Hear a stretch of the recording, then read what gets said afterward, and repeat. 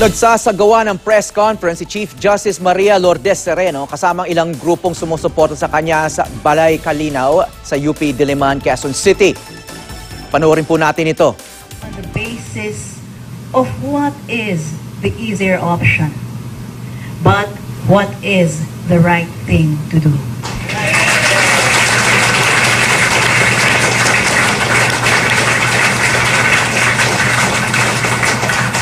And without the slightest doubt, the right thing to do is to fight this impeachment to the end.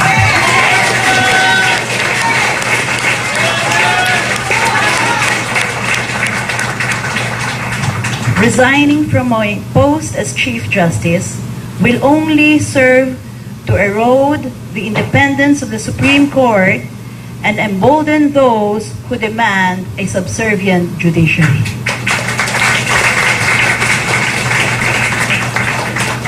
To do so would invite the kind of extra-constitutional adventurism that treats legal rights and procedures as mere inconveniences that should be set aside when it suits the powers that be.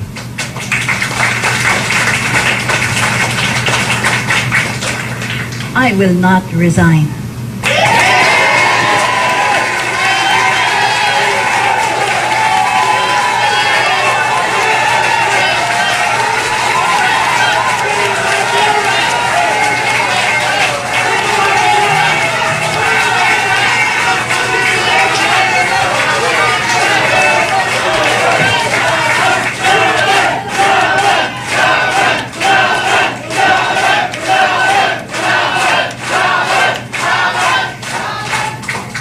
I am determined to wage till the logical end this battle started by those who seek to undermine the Constitution and the judiciary. I am resolute in carrying on the good and noble fight for judicial independence. I will finish the course of this thorny race.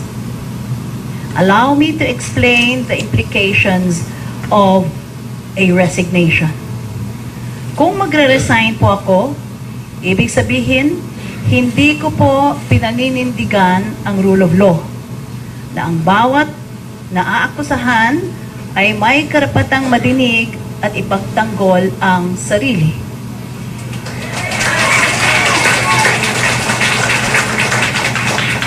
Hiningi ko po sa mababang kapulungan na ako'y madinig sa pamamagitan ng aking mga abogado. Ngunit ako'y tinanggihan. Bagkus, walang pakundangang yinurakan ang aking pagkatao at pangalan. Sa Senado lamang po at hindi sa resignasyon ang aking pag-asang madinig. Kung susuko po ako, sinasabi ko na rin sa bawat Pilipino na sumuko sa hirap ng paninindigan sa buhay, lalong-lalo na sa pagtatanggol ng ating mga karapatan at ng demokrasya. The call for my resignation seems to blame me for the mess the judiciary finds itself in, describing justices, judges, and employees pitted against each other in congressional hearings. Ngunit hindi po ako ang nagsimula ng gulo.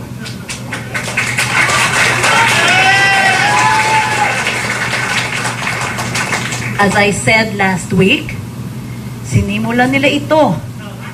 Bakit ayaw nilang tapusin? Tandaan po natin na hindi pa nga po ako nakapagsisimulang magbigay ng aking panig. Kung ako ay bibitiw, mauulit na naman ito sa susunod na biktima. Maaaring bibiktimahin ang isang huwes o komisyoner ng mga constitutional commissions. Maaaring biktimahin pati ang mga pinakamataas na luklok na mga opisyales. ipagtatagpi ang mga chismis na pulot sa dyaryo, gagawa ng kwento, paiigtingin ang intriga, at hayon, may impeachment na. Alang-alang sa inang bayan, kailangang labanan ko ito para hindi maulit ang kalapastangan ng ito ng ilang makapangyarihan.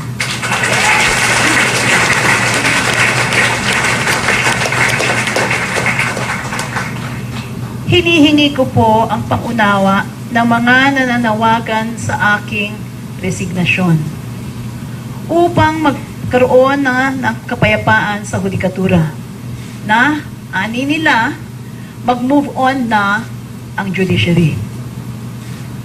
Anong kapayapaan ang tinatawag ninyo kung walang katarungan? At walang katarungang makakamit hanggat hindi mapapahayag ang bawat panig. Ang hinihingi ko lang po, hintayin nyo ang aking panig sa Senado.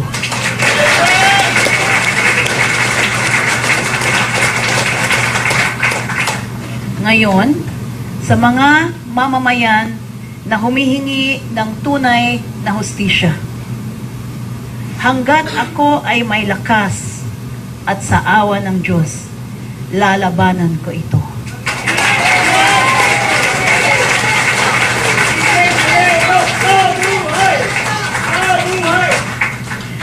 Kasama niyong lahat at malalagpasan natin ang unos na ito na nagbabantang lumamon sa ating demokrasya. Sa tingin ko po, imbis na perya ang masasaksihan ninyo sa Senado, lalabas ang liwanag. Imbis na pagkakalugmok, maghahari ang pag-asa. Hayaan lamang na lumabas ang katotohanan. Huwag pigilan ang pakikilahok ng taong bayan sa demokrasya.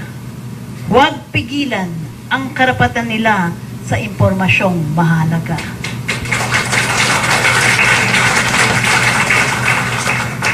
Ang pakikipaglabang ito na ngayon ikinalalahok na ng maraming sektor ng lipunan ay pakikipaglaban sa ating demokrasya, sa rule of law.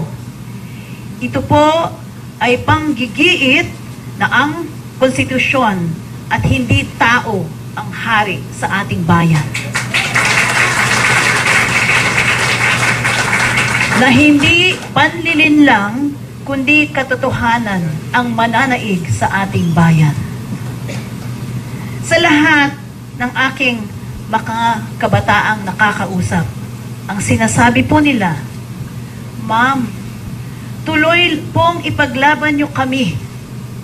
Ang panawagan nila, manindigan.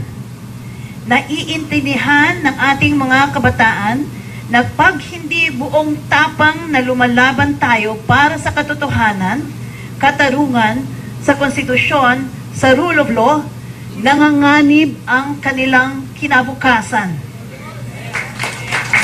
Kaya't kasama natin sila sa labang ito. Kalakip ng labang ito ang pag-asa na makamtan ang bayang tunay na malaya, tunay na magiting, at puno ng matatayog na pangarap na may pagmamahal at pagkalinga sa kapwa.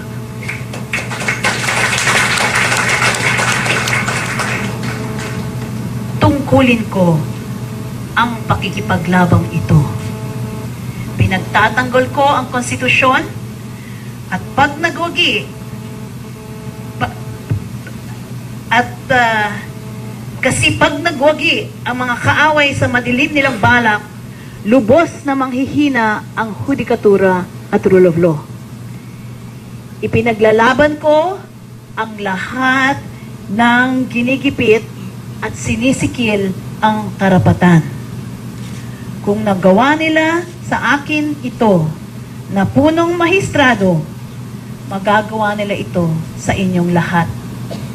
lalong-lalo na kung wala kayong padrino o kapit sa poder.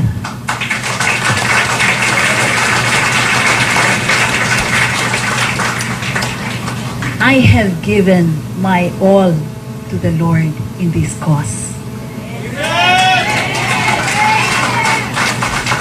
I have entrusted to Him my future and that of my family. Will you be with me? Yes. As we cry out to the Lord, do not forsake us, O Lord, for we cry out to you for the future of our beloved country. Be with us. Be with us. God bless you all.